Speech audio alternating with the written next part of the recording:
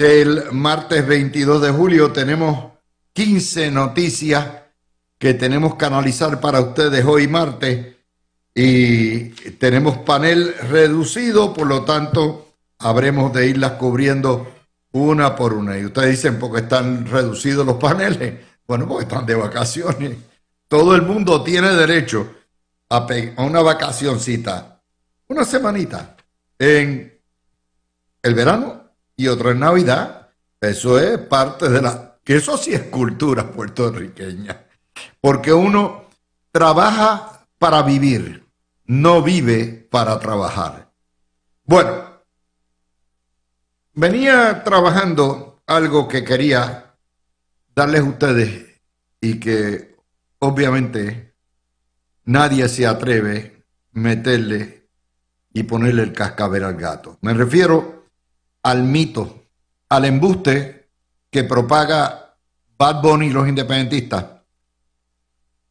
de que no quieren que le pase a Puerto Rico lo que le pasó a Hawái. Hawái era, antes de entrar a la Unión, junto a Alaska, territorios completamente rezagados en términos económicos y de desarrollo comparado con los estados.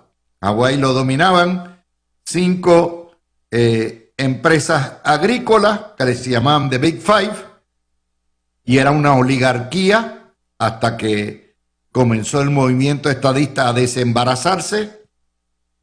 Y en Alaska los pueblos ancestrales estaban aplastados porque el 99% era dueño del territorio alasqueño.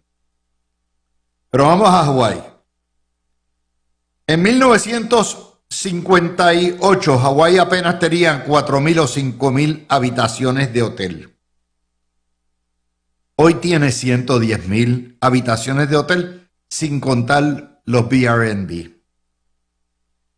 Y en los 50 y en los 40 era una economía agrícola, de la piña básicamente, y hoy en día es una economía diversificada, un centro de banca, turismo, y industria y de todo. Aparte que es uno de los estados más bellos que hay en la Unión.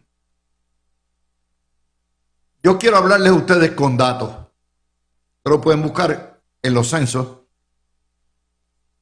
Y vamos a comparar China con China y botellas con botellas. Pero si ustedes insisten en comparar a Puerto Rico, territorio, colonia, con Hawái, vamos para lo básico. El ingreso promedio, la mediana de ingreso familiar en Puerto Rico es $25,000 al año. Es decir, una familia típica, lo que ingresa en Puerto Rico es poco menos de $2,000 por mes. En Hawái, la mediana familiar de ingresos es $97,200. 4 veces más. Repito, 4 veces más. La familia hawaiana gana 4 veces más que la familia puertorriqueña. Nivel de pobreza. Hawái tiene 10% de pobreza, menos que la pobreza a nivel nacional, que es 13%. Puerto Rico tiene 43% de pobreza, y si no fuera por el mantengo sería 50%, pero voy más. Los viejos, 58% de pobreza en el ELA. Los jóvenes, los niños, 57% de pobreza. ¿Quieren más? Vamos a darle más. La expectativa de vida en Puerto Rico, 79 años. En Hawái, 82 años. 3 años más. Vamos a hablar de educación universitaria. En Puerto Rico, 30%, uno de cada tres tiene algún grado universitario. En Hawái es 36%. Vamos a hablar de salario. En Puerto Rico, el salario promedio es de $1,764 por mes. En Hawái es de 4,368, 2 veces y media más, casi 3 veces. Y en desempleo, Hawái tiene el año pasado un desempleo de 2,8%, Puerto Rico 5,7%. El desempleo en Hawái es la mitad de lo que es el desempleo en Puerto Rico. Yo quisiera que a Puerto Rico le pasara lo que le pasó a Hawái. Vamos al segundo mito. El segundo mito es que nos desplazan y que en Hawái desplazaron a los hawaianos. Vamos a comparar China con botella, territorio, colonia, ELA, con Hawái. En primer lugar, todos los ciudadanos americanos tienen un derecho de viajar, de trasladarse, de mudarse al estado o al territorio que les dé la gana, como si fuera usted mudarse de San Juan a Ponce, de Fajardo a Cabo Rojo, igualito. Eso es un derecho de fronteras abiertas que va como parte de la Unión. Todos los estados tienen sus hijos viviendo en otros estados. Todos. Grandes proporciones. Pero vamos a comparar. ¿Quieren comparar? Vamos a comparar, Bad Bunny. En Hawái, 53% de los hawaianos nativos, y esos son los que son de extracción polinesia. Ok, no, hay muchos más hawaianos, pero vamos a contar los nativos nada más, los que serían los taínos nuestros. El 53% vive en los estados, 360,000, y el 47% reside en la isla, 320,000. Esto de acuerdo al censo del año 20. Eso es la mitad. Un hawaiano vive en la isla, en el archipiélago, y otro vive en los estados. La cochina, la asquerosa, criminal colonia puertorriqueña de Lela. Habemos 9 millones de puertorriqueños en esta nación, de los cuales 6 millones viven en los estados y solo 3 millones viven en el Lela. Es decir, de cada 10, de cada 100, 66 puertorriqueños viven en los estados. Es decir, ya el llamado desplazamiento o la mudanza o como usted quiera llamarlo, o el traslado, se dio en la colonia.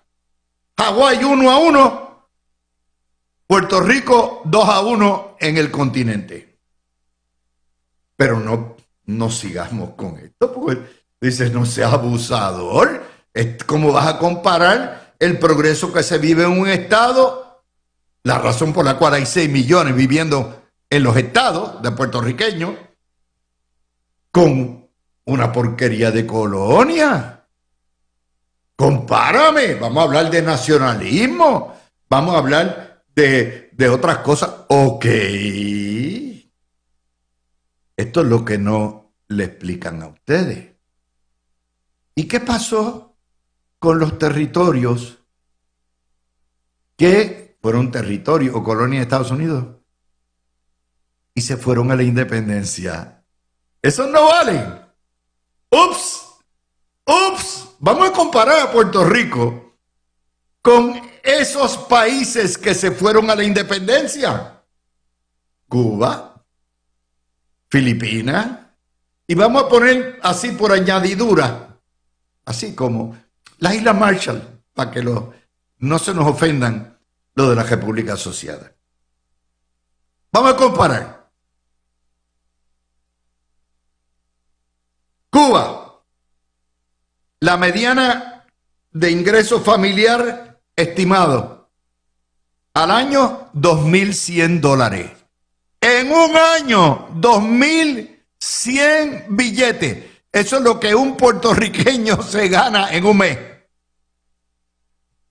Filipinas.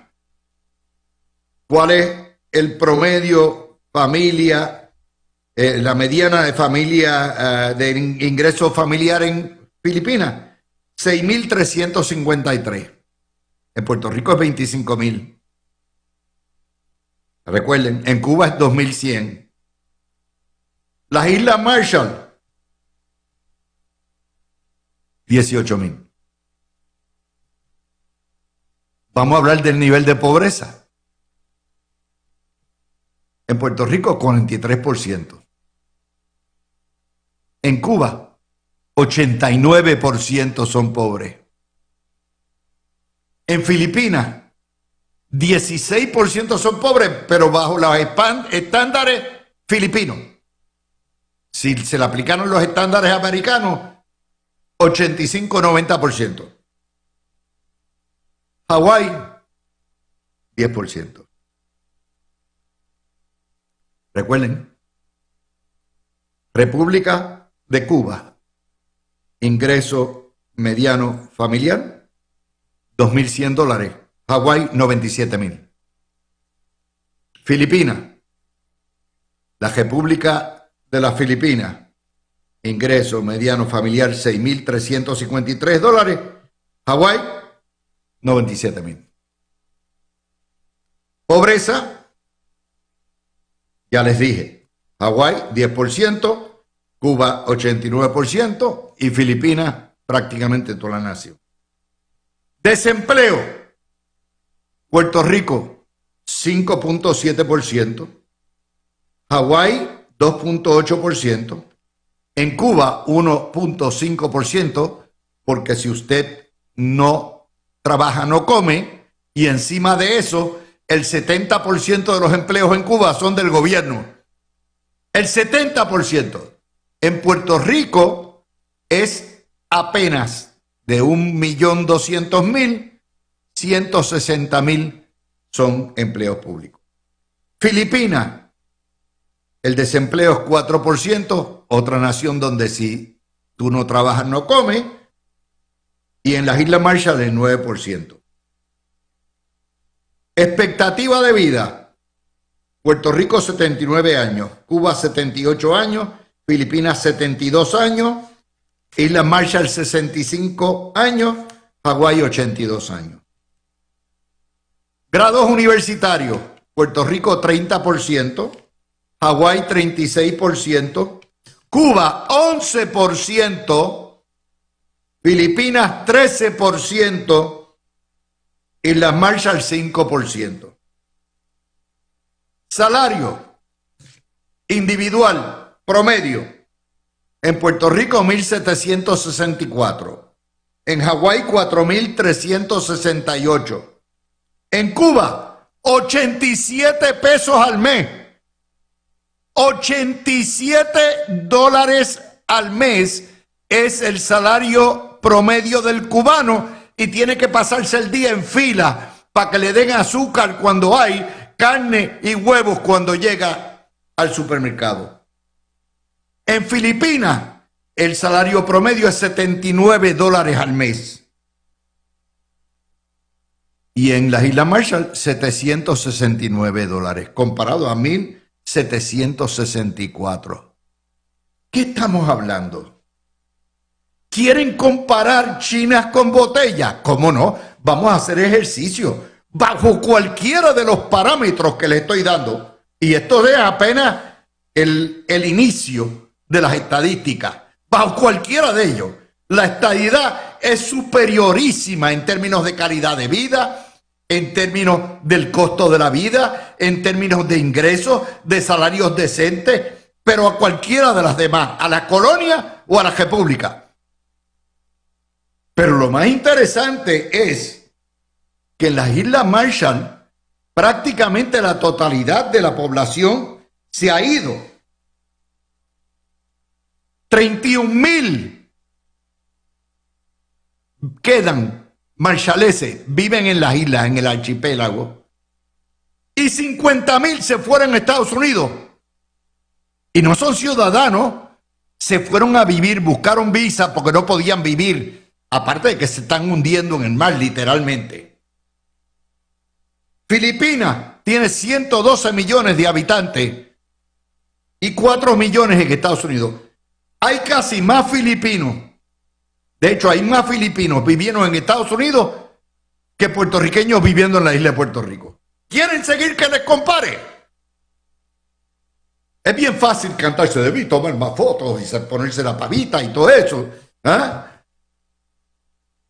Vamos a los números. Vamos a los datos. ¿Comparado a qué? ¿Contrastado a qué? Así es que se debate. Con datos, con fundamento, con evidencia. Decir que Hawái está peor que Puerto Rico es no solamente una falacia, es un embuste mayor tipo de vaca. Decir que la República Asociada de las Islas Marshall o de los estados de la Micronesia están en mejores condiciones o estarían en mejores condiciones que Puerto Rico es faltarle a la verdad. Son pueblos todavía en el cuarto mundo. Y aquí vienen a vender. No, porque no quiero que le pase a Hawái. Pues se acabó el vacilón. Vamos a empezar a sacar números. Vamos a empezar a sacar datos. No hay sociedad perfecta. Y no les hablo de que el puertorriqueño que vive en los estados y que gana 2 veces y media en promedio más que el puertorriqueño que vive en el ELA, está mucho mejor viviendo en el estado que en la cochina colonia o en la República de Puerto Rico. Estas cosas hay que decirlas, porque Puerto Rico no puede seguir en la propaganda de la dictadura de la prensa, que no hace su trabajo, no da sus números, no le da sus contrastes ni sus comparaciones. Y yo espero que, como estamos en la semana del estatus que nadie quiere hablar, porque la maldición más grande que ha hecho la colonia es hacerle pensar a ustedes y hacerle pensar a los estadounidenses del continente que el estatus no es problema, que no existe el coloniaje y que eso es totalmente una pérdida de tiempo, como dice Webich. Pues vamos a comparar. Vamos a comparar estado con estado. Es más, Webich, coge los estados más pobres y compáralos a Puerto Rico. La paliza va a ser brutal. Brutal. Yo no veo las yolas viniendo de Florida para Puerto Rico. No. Las yolas, los aviones atestados de JetBlue, de Spirit, de Frontier, de American, todos van de aquí para allá. Como las yolas. ¿Usted no ve los yoleros puertorriqueños yendo para Dominicana? No, es al otro lado. Esos son datos. Y los datos se cogen con los datos. Y se compara lo que hay. Se compara los estados con los estados. Ahora, si vamos a jugar el juego de que yo no quiero que me pase lo que le pasó a Nueva York o a California o a Hawái o a Alaska, vamos a jugarlo con datos. Vamos a jugarlo con datos. Es fácil cantar un rapito ahí. Bien fácil, pero estudiar, fundamentar, evidenciar, razonar, eso es. No toma tanto. Esa es la primera noticia. Y los señores economistas y las señoras economistas, que son todos independentistas, menos Gustavo Vélez, y mi hermano Paco Pepe, atención, esta historia es del New York Times esta mañana.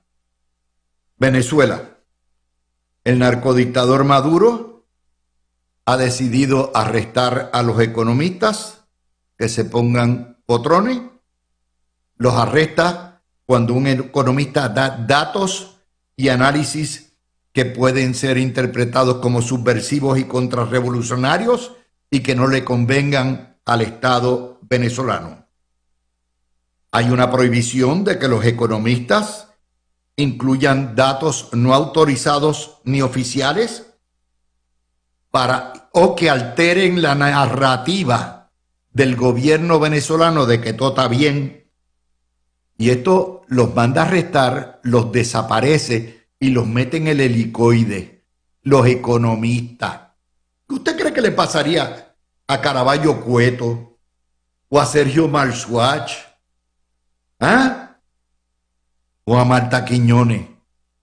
Tan pronto empiecen a hablar por ella, a dar datos, se los llevan presos en la República. La historia no me la inventé. Está hoy en el New York Times en español. ¿Quieren seguir comparando?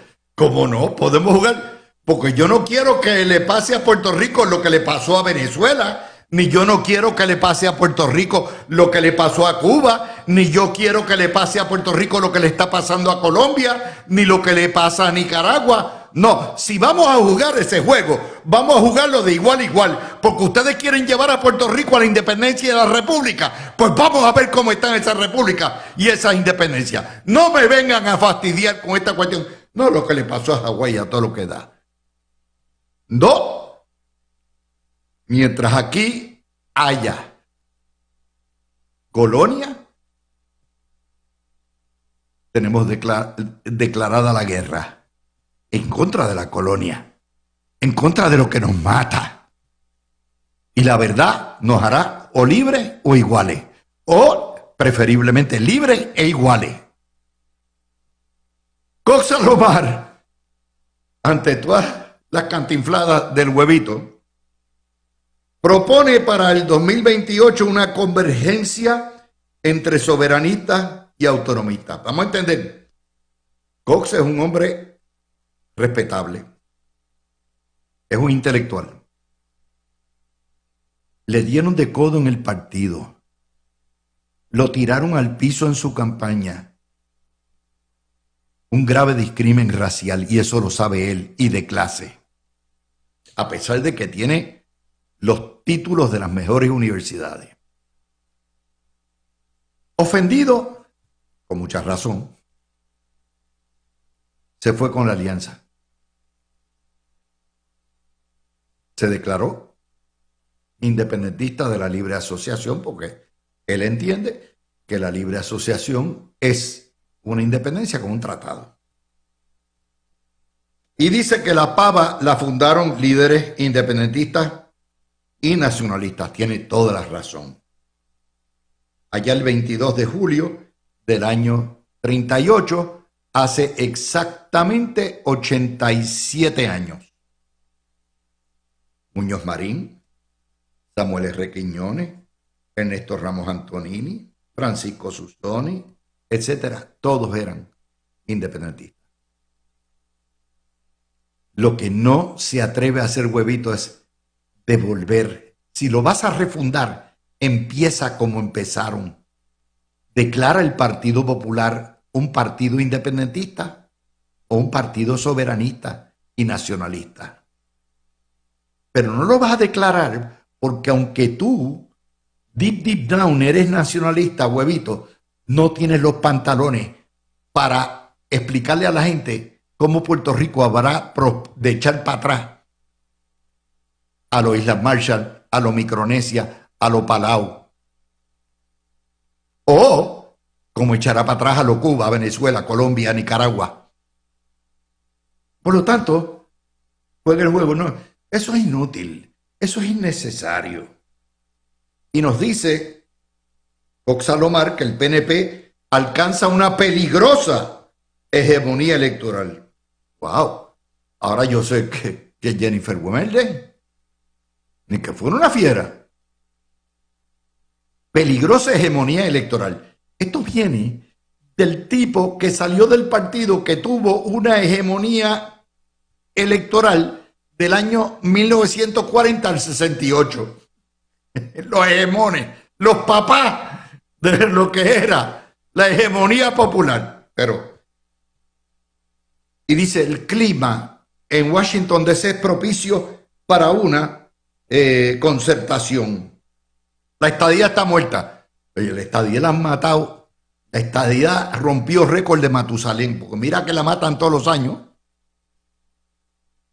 Sería detestable que los trompistas del patio continúen amarrados al poder, haciendo de Puerto Rico un gueto pobre. ¿What? No. ¿Quién ha hecho Puerto Rico un gueto? Y tú lo sabes, Rafael. En la cochina colonia. En la asquerosa colonia. Los números de miseria que te estoy dando hoy son números de tu era. Números de tu Partido Popular. Vivimos como estamos, en la cochina colonia. El gueto lo han construido ustedes. El gueto lo defienden ustedes. No me vengas con ese cuento de que los estadistas han llevado a Puerto Rico al gueto. No, way, José. Es vuelta al meloneo. Porque él sabe que no van a llegar a ningún lado. Y lo que está pidiendo es desesperadamente, ay, yo quiero volver al Partido Popular. Deja ver, ahorita estaba ahí. Calderón será invitándole a entrar de nuevo, porque el otro está enamorando, ¿verdad? Está tratando a ver que entren para cogerlo de pensuaco de nuevo. No me digas, Rafael, que ya con lo viejo que tú eres, te vas a meter de nuevo a coger de pensuaco a los independentistas. Es suave viene hoy. A mí me gusta siempre Julio, porque siempre los números nos favorecen. Terminamos, venimos con el panel inmediatamente. Hoy la gobernadora ejecutó un doble play contra Luma sin estar en Puerto Rico. Bien interesante. En primer lugar, el Departamento de Asuntos del Consumidor, Valery Rodríguez, radicó una demanda contra Luma junto a la Cámara y el Senado, que entran como amigos de la Corte, pidiendo se declare inconstitucional la cláusula contractual entre Luma y el gobierno que exime de responsabilidad por daños ocasionados a enseres con los bajones y apagones de voltaje. Es un relevo total de responsabilidad. Y eso básicamente parte de una premisa. Quien puede dar ese tipo de autorización es la legislatura, pero aparte de, y no quien firmó el contrato, que creo que fue Energía Eléctrica o la Petre. Pero más importante, aquí se afectan derechos de terceros que no estuvieron envueltos. ¿Por qué? Porque cuando usted compra servicio y el servicio es bueno o malo y por alguna razón, por falta del servicio o por desniveles en el servicio, se le daña su propiedad, sus enseres, usted entonces sufre daño como tercero y usted tiene derecho a un resarcimiento de daños y perjuicios por lo que se cayó, ¿verdad? Por lo que le faltó. Claro, tiene que probar que se debió un apagón y que ese apagón se debió a Luma, todo ese tipo de casos. Pero lo que la legislatura y DACO alegan, con mucha razón, es, ¿sabe qué? Esto es el tipo, aquí hay derechos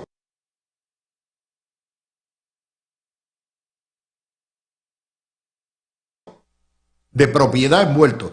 Derechos de propiedad de los ciudadanos nunca fueron parte de ese contrato. La legislatura o la Asamblea Legislativa es quien representa a esos ciudadanos y protege su bienestar. Por lo tanto, ese contrato tenía, esa cláusula tenía que haberla puesto la legislatura. El segundo golpe que dan hoy es que ya la AP3 inició el proceso de resolución de disputa, que es una cartita, ¿verdad? Poniendo todas las cosas que hay y le dice, mira, yo tengo la intención de cancelar este contrato porque tú me has violado este contrato, 1, 2, 3, 4, 5, 6. Y by the way, en lo que el hacha va y viene, tienes que hacer 1, 2, 3, 4. Esto es como un arbitraje, en realidad, es lo que yo entiendo. A lo mejor John Moore nos puede ayudar, pero es la cláusula 15 del contrato. Y esto ahora entra en un litigio administrativo que tomará mucho tiempo, pero para aquellos que decían dónde está el inicio del proceso de la gobernadora que prometió cancelar el contrato, aquí está. El contrato no se puede cancelar y decir, querido Luma, se acabó el contrato. No, se tiene que pasar por el procedimiento que establece contractualmente la cláusula y el tipo de arbitraje o lo que sea que va esto. 2 golpes.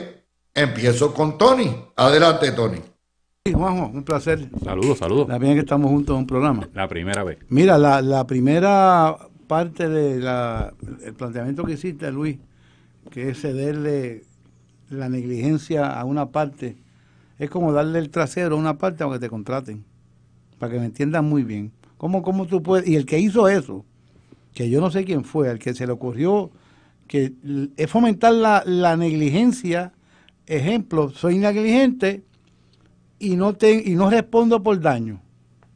Caramba, la verdad que cada día uno encuentra más creatividad, no creatividad de la buena, de la mala, para haberse dado ese contrato. Yo creo que esa cláusula, es más, Luis, ni la legislatura, en mi opinión, puede hacer eso. ¿Tú recuerdas que hace años se trató de ponerle un tope a las demandas de daños y perjuicios también? Sí. Los casos de malpractice, ¿te acuerdas? Claro, y se formó la de San Quintín, porque tú no puedes renunciarle a derecho del pueblo así porque sí. El custodio, la legislatura se supone que no custodia las leyes, las aprueba y que vele por los intereses de sus constituyentes. Dime cómo tú puedes velar por los mejores intereses de un constituyente poniéndole una cláusula que es ilegal, que es inconstitucional, para que la persona que vaya a ser contratada pueda ser negligente y que no responda. O sea, ¿cuál es el mensaje? Un mensaje de desesperación. Y yo creo que esa parte se tiene que investigar también. Yo no sé quiénes fueron los que se sentaron a base de qué hicieron estas alegaciones. Mira, lo de la carta que envió hoy el amigo ingeniero Josué Colón, pues es la primera parte de lo que se debió haber hecho hace tiempo. Notificarle a la compañía, a la otra parte, las irregularidades, los incumplimientos por escrito. Asumo que si yo le someto una carta y diciéndole usted incumplió A, B, C, D, F, tengo la prueba para probarlo porque ellos van a replicar. Yo creo no, ellos van a decir que no se incumplieron y que tienen una evidencia. Así estaremos por lo menos mínimo 2 años en esto, Luis. Déjame ponerle un ejemplo para que la gente entienda cuál es la demanda de DACO. Supongamos que usted tiene su esposa, su esposo, lo llevan, le hacen una operación corazón abierto y el cirujano le dejó el bisturí cuando cerró y selló dentro de su piel, adentro, el bisturí pinchó el corazón y se murió. Y la legislatura pasa una ley diciendo que usted no podrá demandar al médico y que lo más que responde el médico es por 15,000 o 20,000 pesos. Una vida humana. Ese es el equivalente. O sea, es un daño causado por un ente privado al cual se le da una virtual inmunidad. Y eso es lo que está reclamando DACO. Está diciendo, ustedes no pueden hacer esto. Mira, y de acuerdo con Valerie, y yo creo que hizo bien el presidente del Senado, el presidente de la Cámara en unirse. Juanjo. Y esto no es una cuestión de legislación. Y para finalizar, cuando yo era fiscal, estaba de turno en San Juan, venían los pacientes cuyos padres eran testigos de Jehová que no permitían las transfusiones de sangre a los menores de edad. Y los fiscales autorizábamos para que el médico interviniera con ese menor de edad, yo lo autorizaba desde el saque y siempre ponía una anotación. Esto no quiere decir que el médico tiene impunidad si comete un acto negligente. Y ahí, Juanjo, ahí lo sumaban. esto no quiere decir que obviamente se va a cancelar el contrato. Es el inicio. Esto hay que probarlo. Esto va a terminar en el estrado de la juez Swain eventualmente.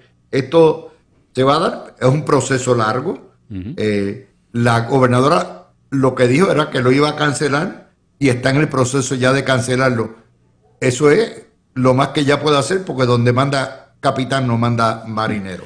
Así es, así es. Saludos Luis, saludos Tony, que bendito, la primera vez que estamos, esperamos que no sea la última juntos en este programa. Pero mira, tomando en cuenta, ustedes que son abogados y Tony que fue fiscal y secretario de justicia y todo esto, ustedes saben que los casos, hay una frase que utilizan mucho, se llevan cuando están listos, ¿verdad? O sea, Cuando está maduro. claro, no es cuando a usted le dé la gana, no es... Pues este proceso es igual. O sea, para que la gobernadora pueda rescindir ese contrato que prometió, recuerden que es una promesa de campaña, esto no es que un día se le ocurrió, o sea, esto está en su plataforma, estuvo ahí en su promesa y tiene como uno de sus principales focos cancelar ese contrato, pues necesita llevar todo un proceso que es tedioso, que requiere hacer un proceso bien minucioso, o sea, es delicado. Y entonces, ¿cuándo es? Porque hay gente, no, mira, no ha hecho nada. Bueno, pues este es el momento, este es el primer paso. Lo está haciendo cuando está listo. Tony mencionó algo ahorita y dijo, yo presumo que debe tener alguna evidencia, ¿verdad? Pues por supuesto, o sea, cuando le envían esa cartita calientita, como decimos en el campo, la cartita calientita es porque ya tienen evidencia para sostener esas alegaciones. Ahora, vamos a la otra parte con lo que tiene que ver con lo de Valerie, que honestamente está haciendo un trabajo espectacular, nadie lo puede cuestionar, y está yendo a lo que de verdad nos toca a cada uno como ciudadano, ¿verdad? Porque esta cuestión de pesar los pavos y meterle el dedo al pescado en Semana Santa, eso no puede ser a lo que se dedique DACO nada más. Ahora, ¿de qué es lo que estamos hablando aquí? Mire, esto no significa que si se revierte esa cláusula, todo el que se le dañe un televisor o una nevera, cada vez que haya un bajón, va a ir a reclamarlo, ¿verdad? Porque, de hecho, como yo digo, demostrar que fue por eso, esa fue la causa, es más difícil que hacer gárgaras boca abajo. Eso lo he visto yo, ha pasado en carreteras y en DITOP cuando la gente coge un hoyo y se le revienta una goma, se le dobla un aro. O sea, pero no puedes eliminar el derecho que tiene el ciudadano a reclamar, ¿verdad? Porque a eso es lo que vamos. Aquí no estamos hablando, o sea, DACO no se está metiendo en si el ciudadano va a tener la razón o no en una reclamación. Es que no puede perder ese derecho a reclamar. O sea, caramba, no faltaría más. Ahora, también hay que ver, muchas veces cuando se dan estos procesos y cuando pasa un proceso tan delicado como fue por primera vez salir supuestamente del monopolio de energía eléctrica para que pase a manos de Luma, por lo menos en lo que es la distribución, a veces entran estas píldoras venenosas en los contratos y pasan por debajo porque como la gente está mirando otros elementos, se ponen a mirar cuánto me va a costar esto, cuántos empleados voy a traer para trabajar en esto, a cuántos voy a dejar de energía eléctrica, a cuántos voy a unionar, o sea, todos esos elementos opacan, ¿verdad? Se comen los detalles que están, mira, en la letra pequeña. Así que me parece que es excelente, pero una cosa va atada a la otra. No olvidemos, o sea, lo que está pasando con relación a esta pugna de DACO, este caso, va atado a la otra carta precisamente del SAR. O sea, está buscando engordar el caso para que cuando vaya a reclamar, pues puedan entonces rescindir ese contrato. Y claro, lo más importante aquí para el pueblo es que cuando por fin salgan de Luma, que alguien haga el trabajo. O sea, no es volver a energía eléctrica así a lo loco, ¿verdad? Así que entiendo que el plan está trazado en esa dirección. Oye, Luis, hay una pregunta que la gente se debe estar haciendo. Habiendo comenzado el proceso que finalmente debe culminar en una cancelación, una vez se establezca lo que dice el contrato, en este tiempo que va a pasar, yo asumo que es un tiempo mínimo entre 1 o 2 años, son asuntos complejos. ¿Qué va a pasar con el flujo económico hacia Luma? ¿Lo van a parar? ¿Lo van a disminuir? Porque yo no puedo pensar que mientras Luma siga defendiéndose, porque se va a defender, va a seguir recibiendo los millones que recibe para gastar en abogados, para que el gobierno le dé chavo a Luma, para que lo utilice en contra de los intereses del pueblo en un pleito. Ejemplo, te voy a demandar, te voy a rescindir.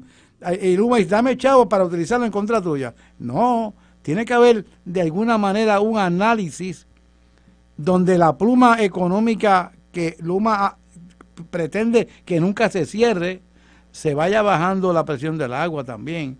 Eso no va a pasar. Y si pasa, le van a dar un tortazo en la Bueno, federal. pero para eso están unos Bueno, remedios o sea, que hay que tener, unas bueno, por peticiones eso, al tribunal. oye, por pedir tú puedes pedir la luna. El problema es que Luma es el administrador de un sujeto y predicado que está bajo promesa en la ley de Pero quiebra. perdóname, Luis, si cucamos el perro, después no nos podemos encerrar en la casa a cogerle miedo al perro. Uno sabía que Bueno, Luma tiene capacidad para Yo defender. entiendo lo que tú estás diciendo. O sea, por pedir se pide la luna. Y pueden decir ni un chavo para Luma. El problema es que Luma va a decir no tengo con qué operar. Por lo tanto, si es el que No, y no hay luz. no, ni un chavo para Luma. Es que se haga un análisis de, mira, se ha dicho públicamente que Luma ha gastado, ¿cuánto dinero ha gastado Luma en abogados, en contratistas? Y precisamente se le está diciendo, y ese dinero No lo que se está Puerto dando a Rico usted. ha gastado en 9 años. Casi $1 billón. 500 millones de dólares en un solo bufete. Imagínate. Para defenderse de la quiebra. Uno solo bufete. ¿Sabes? Por pedir se puede pedir la luna. Pero el problema con eso, Tony, es que primero, entrar en ese tipo de cosas es pagar más honorarios de abogados para ir a defender un asunto colateral que a final de cuentas se va a resolver en el momento en que se cancele el contrato y tú vayas sustituyendo. Yo me imagino que tú tienes que escoger en qué batalla vas a pelear. Tú no puedes pelear en todos los frentes a la misma vez. ¿Que se puede hacer? Sí, lo pueden yo que no pedir. soy abogado, desde acá lo que puedo aportar en esa dirección es que, o sea, lo que está haciendo el gobierno es basándose en lo que le provee el contrato, ¿no? Si el contrato provee para que se pueda impugnar, se pueda buscar rescindir de todos los acuerdos por unas violaciones, pues fantástico. Si provee para que se le haga alguna disminución, se le haga alguna retención, pues lo aplicarán. Ahora, si no lo provee, bien difícil porque el gobierno también tiene que evitar pues violar ellos una parte del contrato. O sea, si queremos alegar que Luma está violando su parte, pues no creo que tampoco podamos jugar nosotros a violar nosotros la nuestra, ¿verdad? ¿Podemos pedir un síndico en lo que esto se ve? De hecho, oye, ¿sabes lo primero que pedirían eso? Los bonistas. Está bien, pero los bonitas van a estar están locos pendientes porque de lo eso pongan en también. sindicatura. Pero si yo estoy cuestionando, o sea, si vamos a la guerra se gana con artillería pesada. Para ir a una guerra, salir corriendo y disparar tiros al aire, para eso me quedo en mi casa. Así que si declaramos la guerra en el sentido no de violencia de la palabra, para rescindir el contrato más grande que ha habido en Puerto Rico en su historia, yo creo, no creo que ha habido un contrato más grande que este de Luma, más perjudicial de un solo lado, tenemos que ir con todas las herramientas.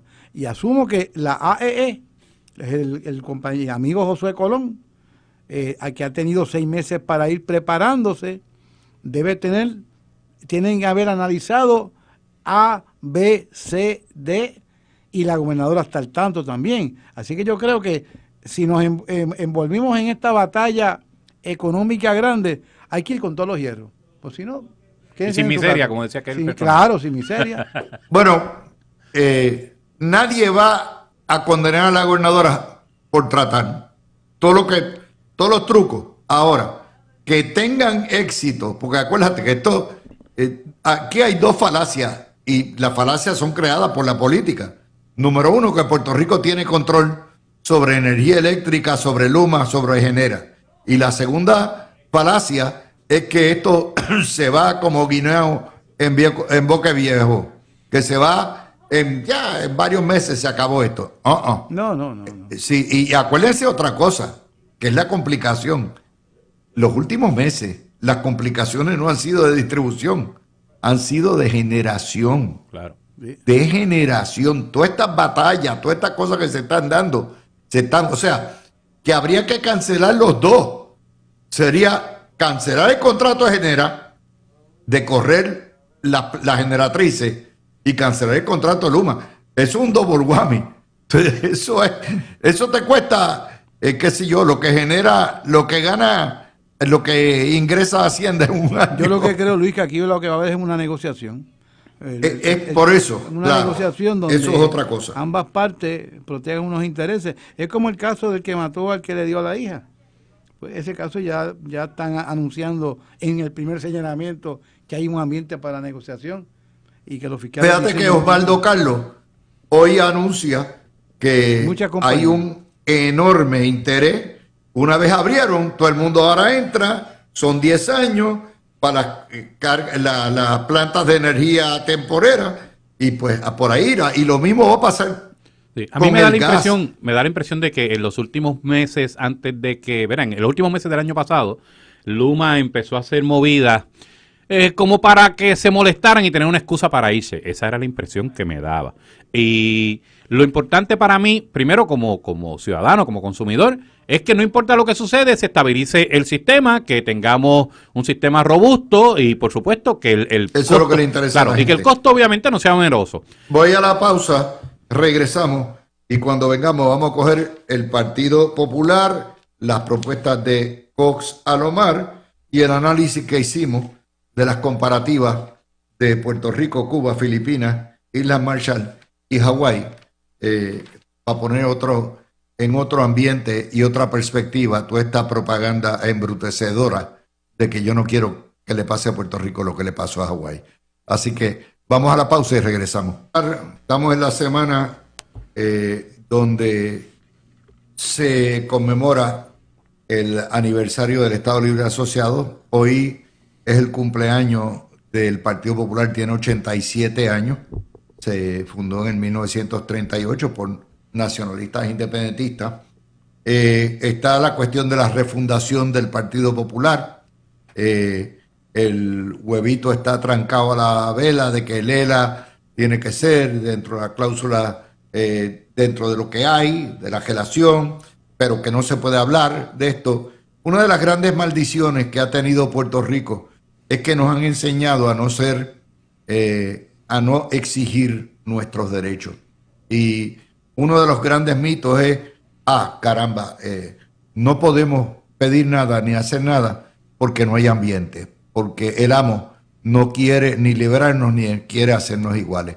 Eso es si el equivalente de que a un esclavo le dijeran, mira, ¿sabes qué? No puedes tratar de salir de la plantación ni de esta esclavitud de servidumbre de trabajar 15 horas diarias porque es que el amo no quiere. No hay ambiente. Cada vez que le vamos a hablar a ese señor, ese hacendado, brinca. Y como no hay ambiente, olvídate de solicitar o hacer, olvídate de escapar, olvídate de hacer las gestiones para que te liberen. No hay ambiente. Esa es una maldición de sumisión que nos han enseñado. De hecho, se ha enseñado de que el estatus no es problema, ni es prioritario. Y eso es lo primero que te venden, cuando es la raíz de todo.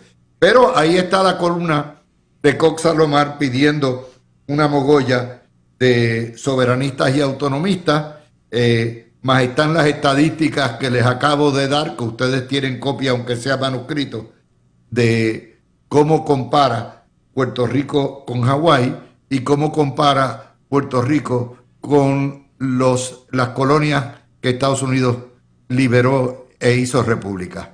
Cójanlo por ahí. Bueno, mira, lo primero, ¿verdad? Yo le recomendaría a los amigos del Partido Popular que cuando vayan a hacer las actividades del 25, pues pasen la película de Weekend at Bernie's y le enseñen cómo se maneja un muerto a la gente desde la década de los 80 y los 90. Porque la verdad es que por más que busquen, o sea, yo he dicho una frase en varias ocasiones que la supuesta reformulación del ELA y los cambios no es otra cosa que buscar cambiarle la ropa al muerto. No hay otra cosa. Ahora, fíjense en lo siguiente, tenemos que entender algo bien importante. Los populares del corazón del rollo y el liderato popular actual está muy cómodo con la colonia. O sea, Cuando te dicen que están buscando algo que esté fuera de la cláusula territorial y todo eso, eso es lo que pica el pollo. Ellos lo están trayendo para llenarle el oído a aquel que está como que medio indeciso y a lo mejor lo puede traer para que vote por ellos en algún momento. Pero la realidad es que están muy cómodos siendo colonia. No les importa no tener representación en el Congreso. No les importa que los beneficios en un estado sean muy superiores a los que son aquí en Puerto Rico en la colonia. No les importa ni siquiera que nuestros veteranos, que cuando baja en términos de proporción con relación a los demás y versus la población nuestra, van muchísimo más a los conflictos bélicos, cuando llegan aquí ni siquiera tienen los beneficios que tienen en cualquiera de los otros 50 estados, incluyendo Hawái, por cierto. ¿Okay? Así que no les importa. ¿Y qué es lo que buscan? Esta frase de buscar las alianzas y todo eso, yo creo que nadie la explotó más que Carmen Yulín. Pero es todo el tiempo y no es la primera vez. Ellos, cuando miras bien la columna de Cox Salomán, que ustedes saben que se tiró la maroma de, como pensaba que Juan Dalmau iba a ganar, pues se tiró la maroma también de endosarlo. La realidad es que lo que busca es ganar elecciones. Eso es lo que quieren. Y entonces, no, porque vamos a unir los que no creen y los que creen y los que a lo mejor creen. O sea, ¿ustedes no se acuerdan de la frase de que esta es la casa grande? Esa no es la casa grande. Sí, la casa grande de los colonialistas. Lo que pasa es que según, lo que no han entendido, es que según pasa el tiempo, hay una derechización mundial. La gente está viendo lo que ha pasado con la izquierda en el mundo entero y eso les está obrando en contra. ¿Quieren una alianza para ganar? Tienen que aliarse con la derecha. Y eso, mi hermano, en el Partido Popular eso no va a llegar. El desarrollo de Lela está en la estadidad, pero eso nunca lo entenderán porque no está en el ADN. Tony. Las campañas políticas se hacen de acuerdo a quien sean los presidentes. No es lo mismo Jesús Manuel que Pablo José. Yo conozco a Pablo José desde que era un niño, pues coincidimos en Perpetuo Socorro, aunque él es menor que mis hijos, pero mi hija más o menos, que es contemporánea con Ana Patricia, su hermana, y con Pablo, un poquito mayor Pablo. Por tanto, Pablo José sabe que Pablo José es de un origen derechista. Su padre, Patricia, José Alfredo, son más derechistas que izquierdistas. Y Pablo va a hacer una campaña de apertura porque el taller de Pablo no es el PNP para hacer una campaña, es el Partido Independentista. Él sabe que Juan Dalmau quedó muy mal en la campaña política porque cogió de tontejo, o se dejaron coger de tontejo a lo del movimiento Victoria Ciudadana. Y después no compartieron ningún puesto legislativo.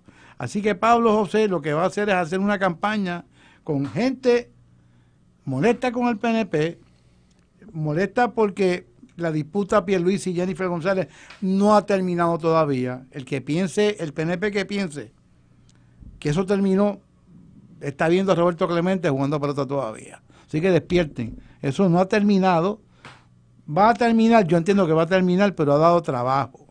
Así que Pablo José sabe que ahí hay un sector que está vulnerable. Hay un sector independentista que está vulnerable también. Y en las próximas elecciones te aseguro que va a haber un candidato de derecha, que es Jennifer González, y un candidato centro-izquierda-derecha, que es una mogolla, muy bien dicho por Juanjo, que es Pablo José Hernández Rivera. Yo creo que Juan Dalmau se le fue la guagua, el tren urbano, y la piscicorre ya se le fue. Va a quedarse en la política porque Juan vive de la política. Así que no subestimen a Pablo José, porque Pablo José va a recoger los cantos que hay en este momento en el PNP, y yo por eso siempre he dicho al PNP, pasen la página.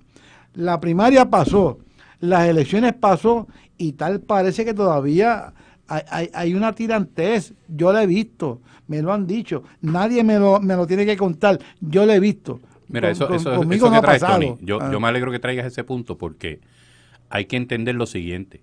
Pablo José y el movimiento que está dentro del liderato actual del Partido Popular no es ideológico. Claro. ¿Ok? Y como no es ideológico, lo que están es buscando nutrirse de las peleas, nutrirse de las diferencias que hay en el PNP, y como bien dijo Tony, las hay. Y conozco gente buena, gente decente, gente brillante, gente que no se le puede cuestionar su compromiso ni con el partido ni con el ideal, que todavía están mordidos porque perdieron en una elección pasada. Y esa página hay que pasarla porque tú no puedes pensar en el partido y en los líderes del momento, tienes que pensar en el ideal y en Puerto Rico. ¿Podremos cuando llegue el momento? Sí, claro, el PNP es bendito. Si del 19 para acá ha logrado ganar 3 veces. El problema no es ese. El problema es que tenemos que ver que este liderato joven, y ahí la frase, yo creo que la palabra más importante, la frase que trae Tony es, no lo pueden subestimar, ¿ok? Si tú te vas a la esencia de Pablo José, que yo siempre he dicho que es un huevito de dinosaurio, porque ese está a la antigua, mira, está a lo último. Pero la realidad es que si tú te vas a la esencia, te dicen, no, ese muchacho no puede ganar. Ese muchacho bendito con esas ideas. Pero esa no es la realidad electoral. La realidad electoral va más allá de lo ideológico. Y esa gente el modelo es Agapito. Mira, si Agapito Luis, ganó, ya está. Juan ha dado en el clavo. La candidatura de Pablo José no es ideológica, porque la ideología de Lela nadie la entiende. Por lo tanto, Pablo José está aprovechando su figura, que ya lo demostró en unas elecciones y sacó muchos votos de muchos partidos políticos, y él va a formar la candidatura a base de su personalidad. No puede ser ideológica porque a Pablo José jamás puede explicar que es él ha mejorado, pues eso no existe. Por lo tanto, ¿qué dijo Pablo José en la campaña? Yo no voy a tocar el estatus, lo mío va a ser el desarrollo económico. Y ante una crisis que tiene el PNP en este momento por las peleas que hay. Sí, hay peleas, y yo creo que estas peleas, los que están peleando, los que están disgustados, los que están mordidos, los que están que no les importa, piensen si podemos permitir que una persona sin una plataforma ideológica llegue a la gobernación. Eso sería un caos para Puerto Rico. Eso sería un caos. Un retroceso bien grande. Bien grande. Y con un Donald Trump que no quiere la estadidad para Puerto Rico, sálvese quien pueda de negociaciones que pueden haber alrededor de la figura de Pablo José. Déjeme traerle todo esto, ¿verdad? Yo puedo entender la postura del huevito. O sea, no muevo esto porque esto es agua movediza, claro. Y yo sí necesito de los independentistas y voy a buscar los independentistas, pero sin vender la finca. Ok, y ahí es donde entra Cox Salomar en un llorado, prácticamente es una misión, sin los melones no ganamos. Tiene que haber aquí, hay que traer todos los que crean en la República Asociada, hay que devolverlos para atrás, ahora. Y aquí es donde la puerca entorcha al rabo. Eso parte también de lo que posiblemente sea una falacia. El independentismo va creciendo a las millas. Para bien o para mal, aunque no todos los votos fueran independentistas, el Partido Independentista, el candidato del Partido Independentista, logró sacar una cantidad de votos histórica, en segundo lugar con 32%. La pregunta que hay que hacerse es si aquellos que son soberanistas, aquellos que son independentistas, aquellos que son nacionalistas y que invirtieron sus votos en el PIB, en Juan Dalmau, lo que sea, si están dispuestos a volver para atrás 40 años para prestarle los votos a un partido y a un candidato que no le interesa para nada descolonizar y echar para atrás todo el avance de 32%. Eso es una de las grandes interrogantes aquí. ¿Cómo tú los traes sin prometer la soberanía y la libre asociación? Bueno, yo pienso que hay un análisis importante que hacer en todo esto. Yo conozco personas que votaron por Juan Dalmau que no son independentistas. Sí, es cierto. ¿Sí? ¿Verdad? ¿Y a qué quiero llegar con Como esto? hubo un montón que votaron por... Sí, por Jennifer, que no son estadistas. O sea. No, y por el huevito, y que son estadistas. Claro. Ahora, ¿a qué quiero llegar con esto? La persona que le dio el voto a Juan Dalmau sin ser independentista es porque le pudieron convencer de que si él ganaba, no iba a traer la independencia, ¿verdad? O sea, así que dijeron, yo voto por él porque eso es la independencia. Mira, si la estadidad no nos las han dado después de tantos plebiscitos, o sea, y se van con eso. ¿A qué voy? Que el Partido Popular tiene ahí una oportunidad real de traerse a esa gente porque no les interesa, o sea, esa gente no tiene miedo a un cambio de estatus, o sea, o no tienen, algunos no tienen miedo, o otros piensan que esto se perdió, que ya fue, tú sabes, ya nos fajamos y no nos van a dar, mira, ellos no nos quieren y todo esto. Entonces, ahí es importante que podamos nosotros realmente explicarle a la gente, o sea, desenmascarar lo que hizo el PNP en las últimas semanas de la campaña, lo que se hizo en este programa, lo que hizo la Comay, porque es la verdad, hizo un trabajo, o sea, fue desenmascararlo, pero aún así, fue tan poco el tiempo para hacer ese trabajo que mucha gente que no es independentista votó por Juan Dalmau. Por lo tanto, a la pregunta de si el Partido Popular puede traerse a esa gente que votó por Dalmau para que vote por Pablo José, yo creo que es una realidad, una posibilidad real que está ahí. Por lo tanto, el PNP tiene que desenmascarar, no a 3 meses de las elecciones. Este trabajo tiene que hacerse desde ya y tiene que ser sistemático. Mira, Donald Trump, hay que estar pendiente de las posturas que va a asumir Donald Trump en un momento dado en este cuatrenio sobre Puerto Rico. Eso puede darle luz a los candidatos a la gobernación por dónde debe ir la campaña política. Si Donald Trump viene con algún plan para darle la independencia a Puerto Rico, yo espero que no lo haga, pero estamos manejando a un loco de la política, que tú no sabes por dónde va a disparar. Hoy está con Putin, mañana está con el de Ucrania, y de momento no me extrañaría que en un momento dado le declare la guerra a Israel también, porque tiene una postura bien rara. Así que esa postura de Donald Trump sobre Puerto Rico, que todavía no ha mencionado ni una P, puede cambiar la estrategia política de los candidatos. Yo estoy de acuerdo con lo que dice Juanjo. La gente que votó por Pablo José, muchos de ellos, porque no querían que un puertorriqueño como William Villafañe, decente, estadista, pero que no hablaba un inglés perfecto como Pablo José. Y aquí hay mucho racismo, inclusive en cuanto a clase social. Ahora, votaron también por Juan Dalmau, porque se convencieron que Juan Dalmau, y hago un alto, la independencia está creciendo en el área metropolitana. El área metropolitana bajó bien duro a favor de Juan Dalmau. Lo que pasa es que la isla arropó a Jennifer González también. Así que esta campaña, que hay que hacerla desde ahora, hay que estar muy pendiente, número uno, en las posturas de la presidencia de Estados Unidos. Y número dos, establecer que no nos podemos tomar un riesgo por un candidato que no tiene una ideología clara de estatus versus una que sí tiene una ideología clara de estatus, que es la estadidad. Y yo creo que ahí es que los PNP, los contentos y los descontentos, tienen que decir, o me acuesto con la mía que es estadista, o me acuesto con el otro que yo no sé por dónde va a disparar en términos de estatus. Bueno, ahí es donde está el secreto, ¿verdad? ¿De dónde va a ordeñarla? ¿Cuál de las vacas va a ordeñar?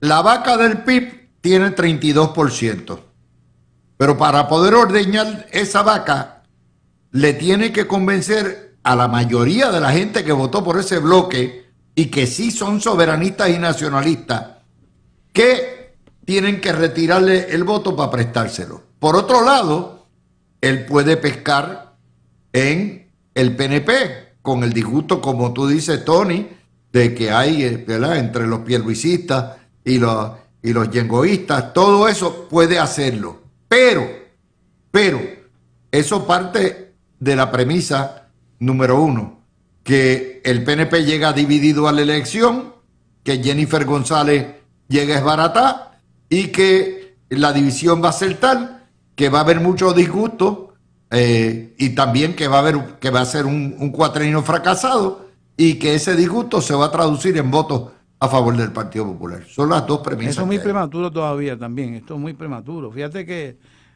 el Drácula, que es Luma, porque para Puerto Rico Luma es Drácula, y ya Jennifer, cumpliendo la campaña, una promesa de campaña, mira, y no es cumplir promesa de campaña, es que el trabajo de Luma ha sido ineficiente ante el sector del país. Puede que haya sectores del país que estén satisfechos con Luma, pero si tú te abres las líneas telefónicas de cada 10, por lo menos 6 o 7 van a estar en contra de Luma. Y si tú lo prometes en una campaña política, tienes que hacer las gestiones para que por lo menos ese contrato, número uno, yo creo que más que rescindirlo, lo he dicho, ese contrato se debió haber tratado de enmendar para que el pueblo tuviera garra sobre ese contrato. Pero la decisión es de la gobernadora. Yo no sé si en este proceso de la carta inicial de Josué Colón se van a entrar a unas negociaciones.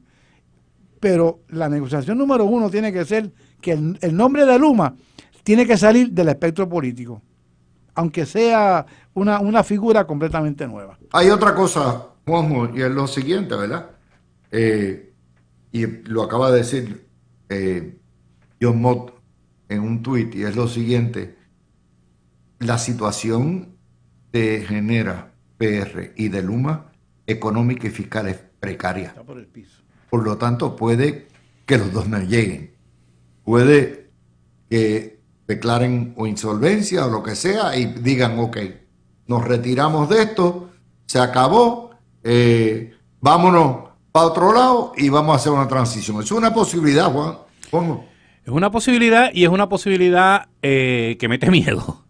Y no meramente porque se vayan, o sea, supongamos, hoy, estamos aquí en Noti1, 22 de julio 2025, y llega la noticia, última hora, se van estas dos compañías. ¿Qué hacemos? ¿Regresamos a energía eléctrica, a la autoridad? ¿Lo va a permitir la jueza Swain? ¿Lo va a permitir la Junta? ¿Qué pasa ahí?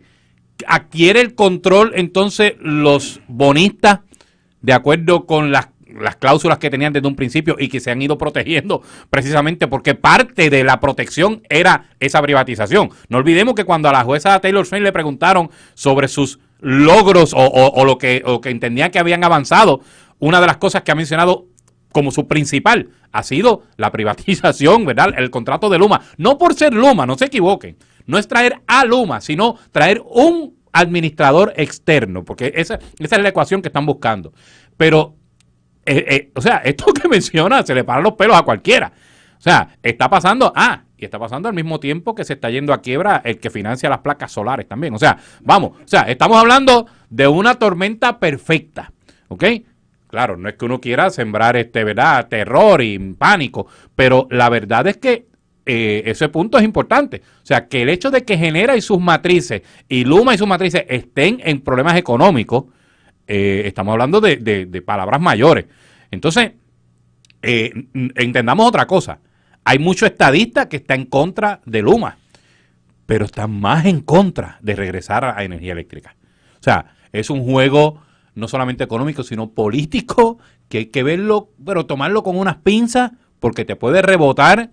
O sea, puede hacer que ganes o pierdas. La mayor parte de los puertorriqueños lo que le importa es que no le lleven la luz y que no le siga aumentando el costo de la misma. Si es Luma o como se llame, yo creo que a los puertorriqueños eso no les importa mucho. Ahora, una cosa que sí se le puede pedir a la juez Swain, mediante algún tipo de petición judicial, es que ella explore la situación económica de estas compañías también. Porque como si se quieren quedar y tienen unos serios problemas económicos, ¿es que acaso se quieren quedar para poder subsistir económicamente y después dar un palo y declararse en quiebra? Yo me imagino que si hacen eso, la juez Swain no va a abrir a los bonistas, va a tomar unas medidas porque entonces no va a perjudicar al pueblo de Puerto Rico con una decisión de estas compañías que a todas luces, Luis, se le hizo un contrato tan beneficioso que es muy difícil que en un futuro ninguna compañía consiga ese tipo de contrato con esas cláusulas. La gran enseñanza que aquí tiene que haber es que en estos contratos grandes de muchos millones que se esté contratando para servicios esenciales, oye, póngale unas cláusulas donde el pueblo tenga algún tipo de garra, no le den las nalgas y no le den todo el cuerpo a una parte para que se pueda contratar. Lo mismo que hicieron con el muelle. Le dan un muelle, un contrato de arrendamiento a un muelle y le ponen que el muelle decide quién entra por ahí y quién sale. Si eso se hizo, yo creo que se hizo mal también. O sea que lo que estamos viendo es una conducta repetitiva de las personas que, entre comillas, están ahí para velar por los intereses del pueblo, pero yo no sé qué intereses velaron cuando se dejaron, no coger de tonteo, se dejaron poner ese tipo de cláusula contractual. El problema es que ese contrato se firmó, se cuadró todo en el último año de Wanda Vázquez. Y entonces estamos hablando de, ¿verdad? Yo me he declarado que fui fanático de ella en otras posiciones que tuvo. Diablo, que muchos dolores de cabeza nos ha dejado Wanda o sea, pero no, en justicia, como fiscal, como procuradora, yo siempre tuve me caía bien, fui fanático de ella. Como gobernadora, ¿verdad? Yo pienso que por donde camina no nace pasto. Pero yo creo que dejó tantos problemas, como bien menciona, problemas de muchos tipos, y en este caso el de Luma, porque volvemos, Pierluisi llegó y heredó ese contrato, ¿ok? Así que, y como todos sabemos, imagínate, si ahora Jennifer, prometiendo sacarlo, no puede hacerlo a menos que cumpla con un proceso, Pierluisi podía menos todavía. O sea, es importante tener en contexto precisamente cómo se da el contrato, en qué momento, porque todos esos errores y horrores se dan en un momento también de prisa, de dar una imagen política. Recuerden que Wanda Vázquez, después de haber dicho que no iba a correr, de momento decidió que sí y quiere montar el muñequito. Y acuérdense que si había una agencia en Puerto Rico que la gente la odiaba desde lo más profundo de su ser, era la Autoridad de Energía Eléctrica. Así que cuando anuncia que viene Luma, aún con los piquetes y la cuestión está de la UTIER, eso a la gente no le importaba, era muy atractivo. Así que me parece que también dentro del fast track con el que hicieron muchas de estas cosas es donde entran esas píldoras venenosas en ese tipo de contratos. La pregunta es, ¿desde cuándo se están dando esos incumplimientos? Uno, ¿por qué si se estaban dando desde hace tanto tiempo? Porque nadie había enviado una carta, no necesariamente para rescindir, para llamarle la atención a Luma de incumplimiento contractual. ¿Por qué tiene que ser en este momento?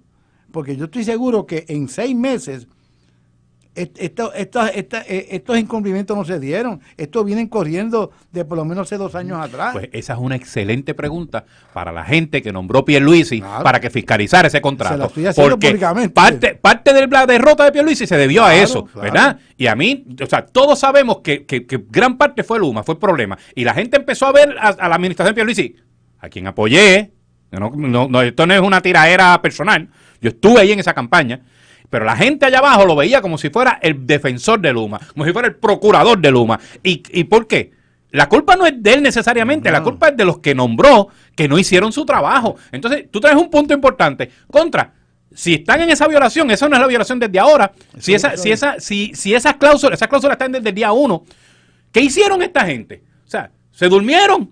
¿No les importó? O sea, y ¿saben qué? Esos que tuvieron esos puestos y tuvieron esa responsabilidad, se llevan el galón de haber sido responsables en gran medida de la derrota que cogió Pierluisi, que fue una pela. Fermín Contreras llegó a decir que él no había visto ningún incumplimiento de Luma, o uno de ellos. ¿Y cómo es posible que en una carta, yo estoy seguro que José Colón, a quien conozco hace muchos años, no se va a inventar unos incumplimientos cuando tú no tienes la prueba? O sea, si tú le haces un planteamiento a un tribunal serio, por escrito, tú tienes que tener la prueba. Si no la tienes, él está cometiendo un acto impropio. Así que estos incumplimientos, que son muchos, ¿por qué alguien tiene que responder civilmente lo que sea? ¿Por qué entonces guardar un silencio? Y el silencio, cuando se afecta la seguridad de un pueblo, puede constituir una conducta criminal también. Un fraude, porque el que calla a sabiendas que hay un incumplimiento que tiene que ver con la luz, con el sistema energético, la verdad que para mí no vale 2 chavos. Bueno, vamos a hacer la pausa. Cuando vengamos, quiero que ustedes me analicen esta cuestión de la falacia de lo que le pasó a Hawái y las estadísticas que acabo de dar a las 5 de la tarde. Regresamos. Pensando de que Hawái se vació, lo acabaron, lo destruyeron. Hawái tiene 1.200.000 habitantes. De esos, solamente 320.000 son hawaianos nativos. Déjenme explicarles algo también.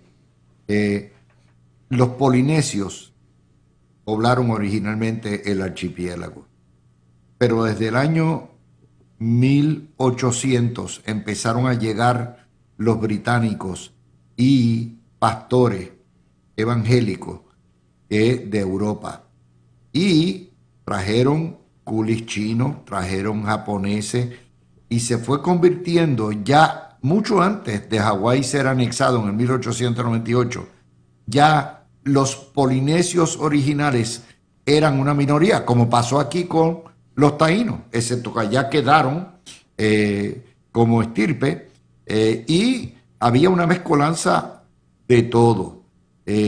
Lo otro, de hecho, la mitad de la población nativa, los taínos, vamos a ponerle así, de Hawái, los polinesios originales, vive en los estados. En Puerto Rico es 2/3 partes. Tony, cógelo por ahí, porque es que esta idiotez de yo no quiero que le pase a Puerto Rico lo que le pase lo que le pasó a Hawái, es una falacia por todos los lados y un truco de ignorancia total. Bueno, el que dijo eso, tú dices que fue Bad Bunny el que dijo eso. Sí, ese es el tema. Demuestra poco conocimiento. Fíjate que si hubiese googleado todos esos datos, te hubiese dado cuenta que no es así. Los datos, tú los dijiste al principio del programa, hablan por sí solos. Es una falacia. Acuérdate que la figura de Bad Bunny, que es la figura más importante en términos musicales en el mundo, pues, el Gloria de Puerto Rico, que Dios se lo dio, San Pedro se lo bendiga. Ese muchacho, donde quiera que está revuelta, la gente se desvía por tocarlo, aunque en este o por dejarse tocar. Por dejarse tocar. En este concierto, como que hizo algo que, si llega a haber hecho un PNP, estaría acusado de actos lascivos, pero como fue él, todo el mundo ha reído las gracias. Pero fuera de eso, me parece que la situación de Hawái es una situación, en términos económicos, en términos de vida, muy superior a la de Puerto Rico. Yo prefiero vivir en Puerto Rico a vivir en Hawái. Las playas de Hawái son frías.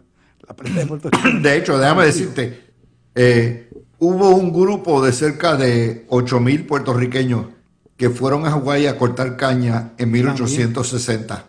Y hay una estirpe puertorriqueña también, 1860, mucho antes. Oye, Luis, de la te voy anexión. a contar una anécdota que me pasó a mí con el secretario de Justicia de Hawái.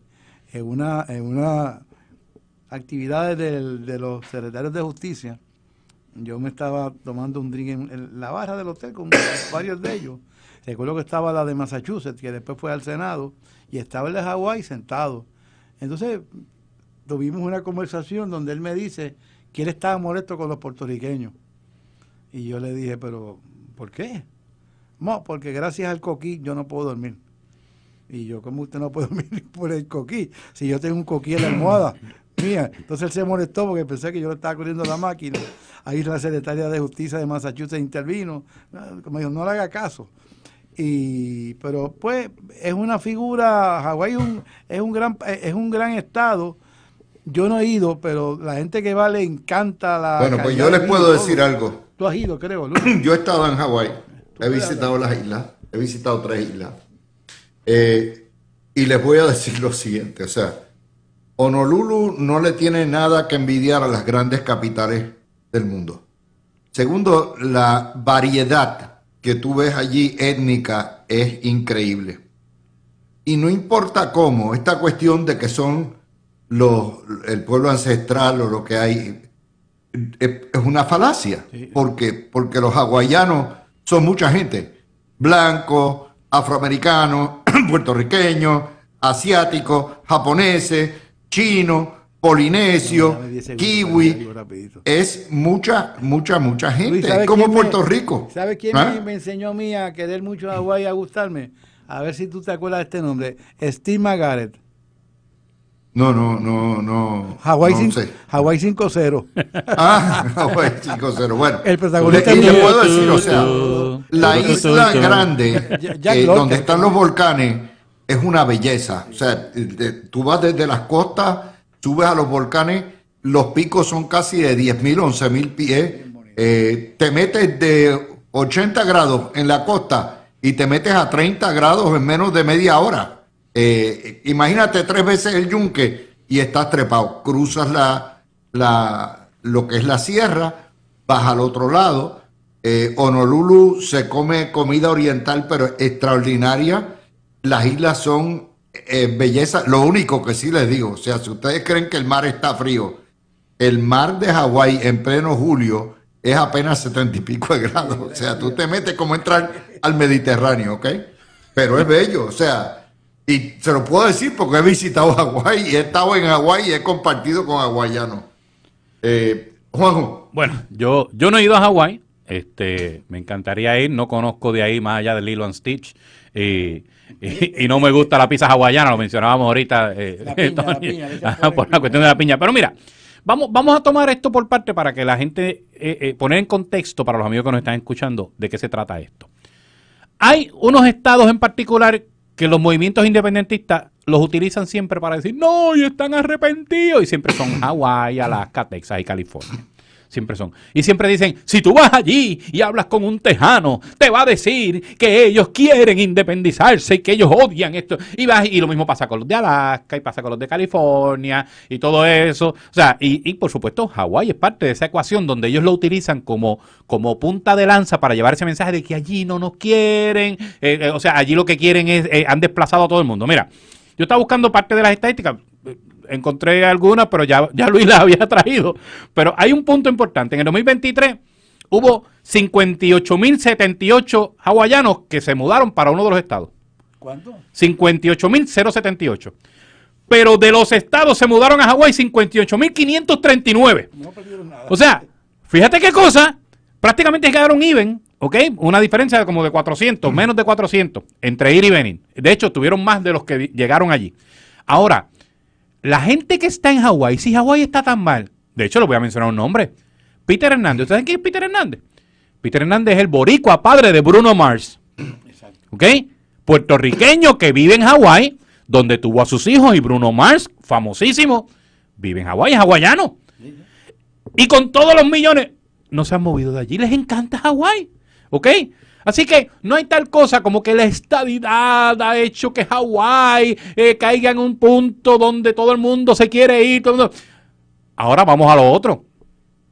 Y si es tan mala la estadidad, ¿por qué los hawaianos que se han ido no se fueron, qué sé yo, para Japón? ¿Les queda cerca? Digo yo. ¿Verdad? No, cuando vas a las estadísticas, cuando vas al censo, se están mudando los que se mudan, porque muchos regresan, para California, para el área de Nevada, para el área de inclusive de Washington, ¿verdad? Washington State. En California hay muchos hawaianos. Sí, en California. De hecho, el estado que más hawaianos tiene es California. Obviamente también por la cercanía, ¿verdad? De todos los estados continentales, es el que más cerca les queda. Pero lo que voy les acabo de decir, los marshalleses, los de la República de Marshall, los números se los di ahorita y son números fantasmagóricos, ¿no? De esas islas cuya población, como les digo, es bien ínfima. 50.000 marshalleses viven en Estados Unidos y 31.000 en la isla. ¿Ok? Esa es la República Asociada de la isla Marshall. Y si buscas en Micronesia, los Estados Federados de Micronesia, igual. Si vas a Palau, igual. ¿Por qué? Porque las islas esa es parte, o sea, no hay mucho espacio, no hay mucho pero eso es parte terreno. Es parte de la babosería de los independentistas, de verdad. O sea, aquí tú no encuentras ningún boricua mayorcito que te diga, no, porque yo iba para el Yucayeque. No, porque yo allí tengo un semí, me siento en el Dujo. Eso no pasa. O sea, aquí nadie habla con términos taínos. O sea, y los pueblos evolucionan, por supuesto. Y hay una población en Hawái que es bien nativa y va a estar ahí. Pero y hay un movimiento nacionalista ínfimo. Claro, pequeño. Como lo hay donde quiera. O sea, no hay un país o un estado en el planeta donde no haya un movimiento que quiera una separación o un cambio drástico del sistema político actual. No lo hay. Esta le va a gustar a Lulú. Le va a gustar. Si tú no has llevado a Lulú a Alaska, tienes que llevarla. Preferiblemente en septiembre, que puedes ver la aurora boreal. Es espectacular. ¿Ok? Alaska, para mí, es uno de los lugares, si no el lugar más bello que yo he ido en mi vida. Ahora, Luis, aclárame lo siguiente. Tú que has estado en Hawái, y yo he visto mucho en Hawái a través de Hawái 5.0, la nueva serie y la vieja. Ahora, yo he visto en los programas hawaianos mucha integración entre lo que son los indígenas los nativos, como le queramos llamar, y la gente que está allí. No he visto como un rechazo entre esas dos poblaciones. Por lo tanto, algo tiene que tener bueno Hawái, porque a la gente le gusta visitar a Hawái, se quedan en Hawái y veo integración entre muchas clases sociales y no veo la tirantez, por lo menos lo que se ve en televisión. Tú estuviste allí, tú me puedes aclarar si estoy equivocado en lo que estoy diciendo. Bueno, la primera falacia es pensar que solamente son hawaianos nativos. Es como pensar que los puertorriqueños somos nada más que taínos. Claro. Claro. ¿Okay? Eso es una falacia, pero bárbara, ¿verdad? Obviamente hay otra cosa que se llama el mestizaje. El mestizaje es enorme. Y la gente piensa que los blancos son la mayoría. No. Los blancos anglosajones son apenas el 22%. ¿Sabes cuál es la mayoría en Hawái? Los asiáticos. Hay malasios, japoneses, chinos, taiwaneses, filipinos. Tú lo mencionas. Y los hawaianos, los polinesios, son apenas el 10%. Y tú dices, adiós, ¿pero qué pasó? Bueno, pues, ok, pues los desplazaron. Y Bueno, pues ya eso mucha pasó aquí criminalidad cuando ahí. mataron, ¿No? cuando se liquidaron los taínos. Cuando se liquidaron los taínos no se llamaban puertorriqueños. Esto no se llamaba Puerto Rico. Esto se llamó Puerto Rico después que llegaron los españoles y las rebautizaron. Esto se llamaba Boriquén. Boriquén. ¿Ok? Así que tenemos que partir de lo que es esbaratar los mitos. Se lo digo porque el libro de Breakthrough from Colonialism, los capítulos de Alaska y Hawái los escribí yo, que son cerca Yo de creo que 200 haber escogido páginas a Hawái cada como uno. ejemplo se les quemó. Yo creo que pudieron haber escogido No, otra. y los pueblos, Y o sea, los pueblos, los pueblos claro, evolucionan, o sea, claro. vamos a dejarnos de tontería, o sea, ninguna de esta gente que está criticando viaja a caballo. Claro. ¿Sabes? Y lo otro que me pareció, Tony, que tú me preguntaste, es ellos hablan el pidgin, que es el hawaiano, igual que el inglés. Y lo hablan, de hecho, hacen como nosotros hacemos con el Spanglish, que te mezclan inglés y español, Y se lo entiende hacen lo más bien, muchísimo. y se entiende lo más Y bien. hablan talego o taguelo, que es de los filipinos, también. O sea, esta cuestión de que lo que le pasó a Hawái, bueno, pues como decir, pues Florida no existe porque los seminoles prácticamente son una minoría O Arizona y tampoco. los sacaron. O Arizona. O los apaches, o los hello. Mira, para mí esto es como lo que le pasó a Santiago, que terminé de ver la película y nunca supe qué fue lo que le pasó. O sea, yo se lo puedo decir, ¿verdad? Desde la colonización británica, porque Hawái se llamaba la isla Sandwich, ¿ok? Y era el duque de Sandwich el que lo descubrió y todo eso. Desde esa época, Hawái recibió los extranjeros, pero de una manera increíble. Fueron así. ¿Qué pasó? Los comerciantes, los que vinieron de afuera, los tumbaron al rey porque querían que que Estados Unidos los anexaran. Y tumbaron a la reina Liliuokalani. Pero todo esto es parte de la nostalgia. Es como la pava, como esta cuestión de la pava. ¿Quién anda con una pava por ahí aparte de los que van al Choliseo? Es parte de la nostalgia, es una visión. Puerto Rico mira y vive en el pasado. El mundo real, el primer mundo, mira al futuro y disfruta el presente, caminando hacia el futuro. Esa es la diferencia cultural. Además, Pero Hawái estas tan cosas hay parecido a que Puerto decirlas. Rico que el coquí está allí. ¿Eh? Es el único lugar fuera de Puerto Rico que hay coquí. Que hay coquitos, se los Hawái. llevaron. Sí, sí.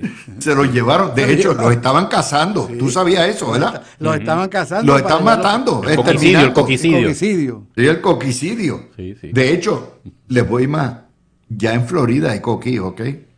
Ya en Florida hay coquí, ya están quejándose. Ay, ese juicio, esto es lo que Esa es la famosa teoría de que Puerto Rico y Hawái eran parte de la Atlántida y cuando se desprendieron, por eso, o sea, teorías que hay en el mundo, que es de ese continente perdido de la Atlántida. Pero cuando ustedes miran los números que están ahí, tú dices, que la vida es cara en Hawái.